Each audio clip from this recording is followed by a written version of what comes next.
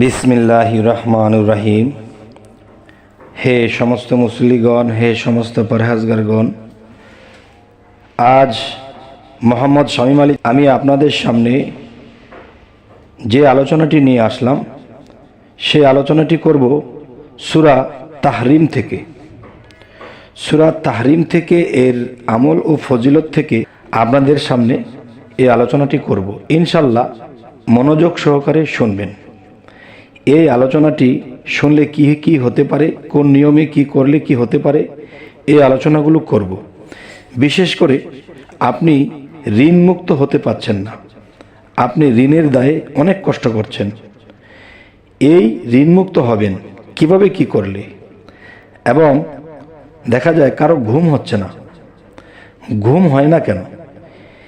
এই সূরা তাহরিমা বা এই সূরা তাহরিম এর আমল ফজিলত যদি আপনারা নিয়মিত করতে পারেন তাহলে আপনাদের অনিদ্রা দূর হয়ে যাবে এবং সুনিদ্রা আপনাদের মধ্যে হাজির হবে।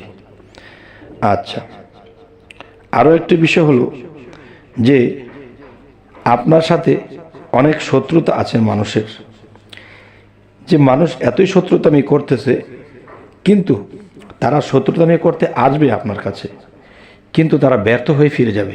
সুবহানাল্লাহ, আলহামদুলিল্লাহ, আল্লাহর সূরার মধ্যে আল্লাহ এই ক্ষমতাগুলো দিয়ে রেখেছে। আচ্ছা, তাহলে অবশ্যই এই আলোচনাগুলো মনোযোগ দিয়ে শুনবেন। আচ্ছা, এছাড়া দেখা গেছে মানুষ যখন আল্লাহর ধ্যানে বসে বা আল্লাহর নামাজে বসে তখন দেখা যায় সেই মানুষটি ডুবতে পারে না, বিভিন্ন দিকে তার মন চলে যায়, বিভিন্ন দিকে তার মন টইটই করতে থাকে। তখন কিন্তু তার দ্বারা আল্লাহর ইবাদত হয় না, এবং ওরকম মন নিয়ে যদি কেউ ইবাদত করে তার ইবাদত আল্লাহ কবুল করেন না। এরপর দেখা যায় মানুষ ভুলে হোক, জেনে শুনে হোক আর অজান্তেই হোক, মানুষ কোনো ভুল করে ফেলেছে, কোনো পাপ করে ফেলেছে, তখন তার মনের মধ্যে অশান্তি বিরাজ করে। হায় রে, কী করলাম, হায় কত বড় একটা পাপের কাজ করে ফেললাম।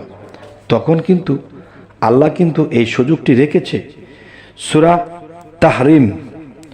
সূরা তাহরিম এর ফজিলত ও আমলের মাধ্যমে আপনার সেই গুনাহ মাফের ব্যবস্থাও রেখেছে। তো হয়তো ভিডিওটি আরও দীর্ঘ করব না, ছোট করেই সেরে ফেলব।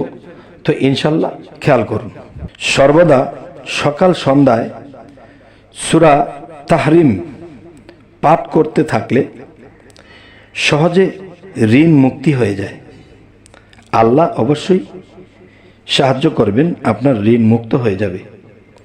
এরপরে বলছি, ধ্যানমগ্ন হয়ে এ সূরা পাঠ করলে তওবা কবুল হয়ে যায়। ইনশাআল্লাহ আমরা যেন পারি, আল্লাহ যেন আমাদেরকে তৌফিক দান করেন। এবং 21 বার এ সূরা পাঠ করলে শত্রু আক্রমণ হইতে আপনারা বেঁচে যাবেন। এবং আল্লাহ বেশিরভাগ দেখা যায় সূরা তাহরিম পাঠ করলে যে শত্রু আপনার কাছে এসে পড়েছে, আপনাকে আঘাত করে ফেলবে, তখনই তাদের মধ্যে এমনই একটা গোলযোগ সৃষ্টি হবে, তখন তারা পিটাপিটি করতে করতে তারা এখান থেকে চলে যাবে। তাহলে এই ঘটনাটি কে ঘটাবে? আল্লাহ ঘটাবে, আল্লাহর সূরার এই বরকতে। এবার আসি, এ সূরা পরে দম করলে, মানে এ সূরা পরে যখন আপনি নিঃশ্বাস পেটে ভরে রাখবেন, নিঃশ্বাস যখন পেটে ভরে রাখবেন যতক্ষণ পারেন, তখন দেখা যায় কি হবে, যে আপনার নিজের শরীরে যদি কোনো ব্যথা বেদনা থাকে, কঠিন বেদনা যা কোনো মতেই সারছে না, তখন নিজের মধ্যে যখন দম করবেন, এরপরে শ্বাসটা যখন গরম হয়ে গেছে ভিতরে, তখন সেই শ্বাসটাকে আপনার শরীরের মধ্যে একেবারে ফুটা হাতের মধ্যে দিয়ে শরীরটা মুছে দেবেন। ইনশাল্লাহ আপনার ব্যথা নিরাময় হয়ে যাবে। এবার আসি যে সূরা তাহরিম এর আমল ও ফজিলতে আরও একটি কথা আছে। দেখা যায় কোনো মৃগী রোগ, খুব ভুগতেছে, সে পানির কাছে যাইতে পারে না, কখন পানিতে পড়ে মারা যায়। এবং মৃগী রোগ কিন্তু পানির মধ্যেই ভয় বেশি, যে কখন তার এই রোগটা উঠে যায় আর কখন পানিতে পড়ে গেলে তখন তাকে বাঁচানো মুশকিল।